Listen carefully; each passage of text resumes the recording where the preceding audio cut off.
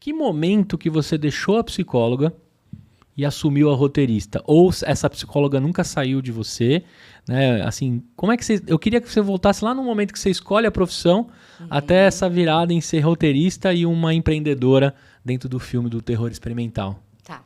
Então eu vou começar bem do começo. Pô, não tem problema, o episódio é seu. Perfeito.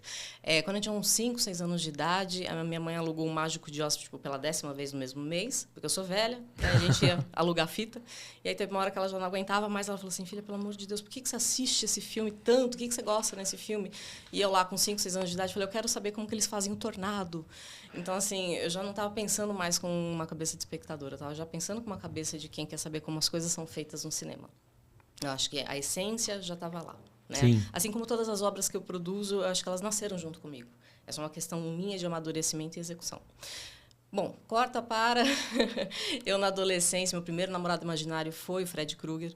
Então, eu sempre namorei muito essa questão do terror, em grande parte influenciada pro amor da minha vida, que é a minha prima, que me ensinou a gostar. Tem bom gosto musical, um bom gosto cinematográfico, e eu sempre fui muito exposta a esse tipo de conteúdo. E, ao mesmo tempo que eu gostava de ver o terror, eu ficava incomodada com algumas coisas no terror. Eu olhava assim, gente, mas isso é bobo, nossa, ai, que preguiça, lá vamos nós para um jumpscare. Então, assim, eu queria alguma coisa diferente. Eu percebi que o filme que eu queria assistir não estava feito ainda. E eu falei, tá, vou entender como se faz filme para eu poder, então, fazer esses filmes. Uhum. Fui fazer psicologia aos 17 anos de idade, passei na faculdade. Não foi minha primeira opção foi rádio e TV. Eu já queria ir para o audiovisual por algum motivo do destino que hoje eu entendo.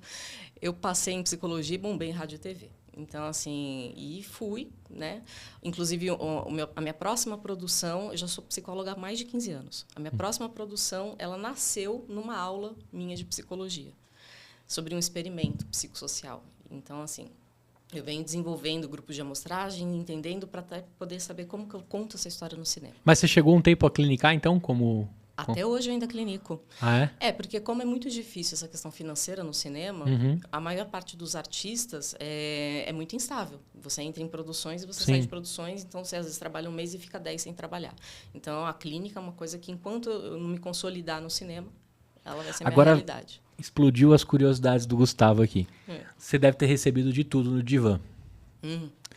Sim. Alguma já se tornou parte de um roteiro seu? Lógico, preservando toda a parte ética, etc. Mas histórias que nasceram desse divã se tornaram produções da Dani ou não?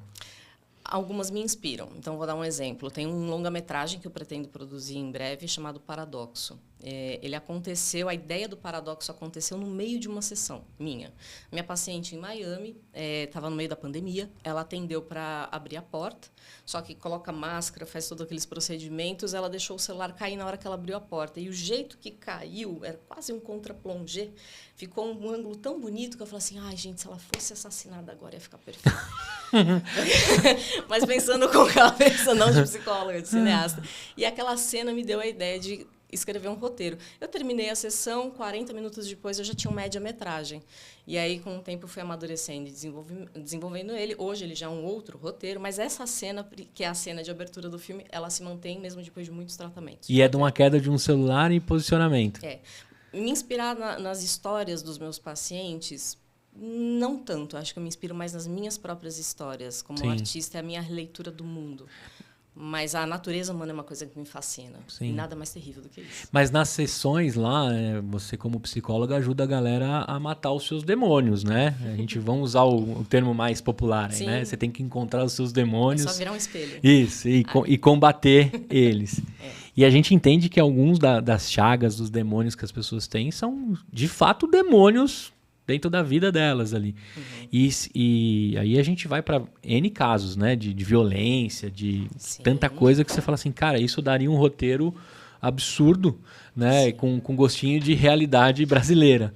Com certeza. E você também tem que ter um preparo muito seu, um estômago muito seu, que é aquele lance, né? Toda psicóloga tem um psicólogo. O tempo todo. Senão você também entra nos seus demônios, por isso. A maior parte do tempo. Agora, essa sua mente absorvendo todo esse tipo de informação por 15 anos, clinicando e conhecendo, né, cada um dos caminhos que o ser humano pode levar o outro, quando você vai criar um roteiro, você fala assim, cara, eu já vi, já ouvi de tanta coisa, da onde que eu vou tirar um coelho da cartola para ser mais horror, mais aterrorizante do que eu já vi nesses 15 anos? Como é que você faz isso? Onde você busca mais inspiração ou você acorda do nada com uma cena na cabeça? É mais ou menos isso. A criatividade, ela vem de lugares que a gente nem imagina. E quanto mais aberto você tá para ela, mais ela flui. Não é uma coisa que eu tento ter muito controle.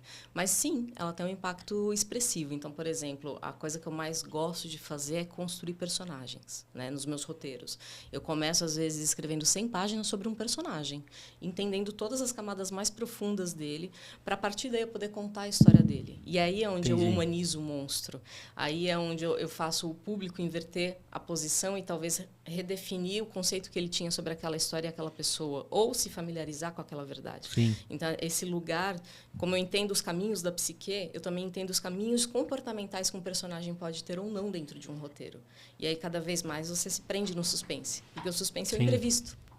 Como que eu manipulo o imprevisto? É através daí. Então, acho que... E tem aquele lance, né? Recentemente a minha esposa estava falando, por exemplo, o Lucifer, né? Do streaming, né? Uhum. Chega uma hora e você fala, cara, eu tô torcendo pro diabo, velho. Gostoso daquele jeito até eu. Nossa, você fala assim, cara, eu tô começando a gostar desse cara. Ele é muito legal. E aí começa a construir, porque acho que o personagem foi muito bem, Muito bem. Provavelmente construído. Ele tem uma Bíblia. A Bíblia, quando tem séries, né, a gente fala da Bíblia. A Bíblia, literalmente, ela é um negócio desse tamanho que ela tem pesquisas e mais pesquisas, Sim. Apresentações. Ela explica qual que é a cor do botão da camisa do personagem, por quê. Então, assim, tem todo... A Bíblia do Breaking Bad é brilhante, por exemplo. Sim. Então, O Dexter também, né? Que é sim. aquela... Você curte Dexter?